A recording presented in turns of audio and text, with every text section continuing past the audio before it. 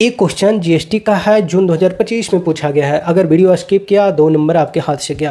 देखो, direct tax progressive nature का tax होता है, इनडायरेक्ट टैक्स रिग्रेसिव नेचर का टैक्स होता है। इनडायरेक्ट टैक्स का example GST, custom duty.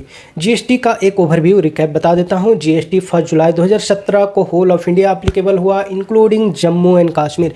Jammu and Kashmir में जीएसटी एप्लीकेबल 8 दिन के बाद, इट मीन्स 8 जुलाई 2017 को एप्लीकेबल हो गया। जीएसटी को डक बेस्ड टैक्स कहते हैं। डक, ये मेरा कोड बनाया हुआ है, DUC। D for destination based tax है, U for umbrella based tax and C for consumption based tax. It means GST duck based tax है, destination, umbrella and consumption based tax.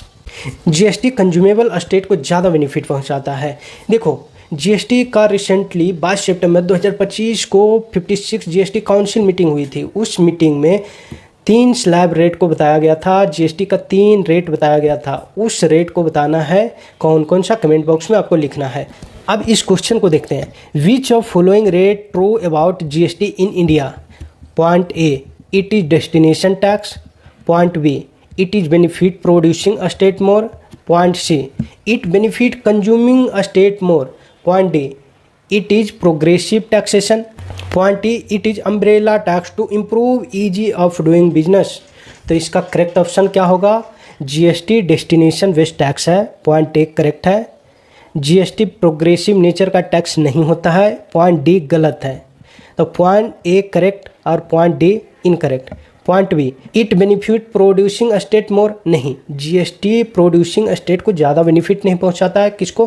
Consuming state को ज़्यादा benefit पहुंचाता है, क्योंकि GST मैंने बताया duck based tax है, डेस्टिनेशन, अम्ब्रेला एंड कंजम्पशन। तो जो स्टेट ज़्यादा कंज्यूम करेगा वो जीएसटी ज़्यादा कमाएगा।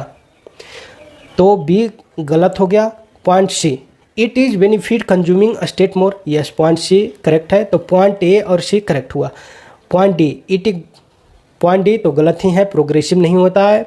जीएसटी रिग्रेसिव नेचर का टैक्स होता है। पॉइंट ए अम्ब्रेला टैक्स है, यस। तो पॉइंट ए, सी और ई करेक्ट हो जाएगा। ऑप्शन इसका 4 करेक्ट हो गया। तो आपको बताना है कि 56 जीएसटी काउंसिल मीटिंग 22 सितंबर 2025 को जो हुई, उसमें 3 रेट को रिकमेंड किया गया था। तो वो 3 रेट कौन कौन है? अगर मैं ऑप्शन दूं तो बता पाओगे? Option A 5%, option B 18%, option C 28%, option D 40% and option E 5%, 18% and 40%। इसका करेक्ट ऑप्शन आपको बताना है, कमेंट बॉक्स में लिखना है। जिसका ऑप्शन करेक्ट रहेगा पिन अप कर दूंगा कमेंट को।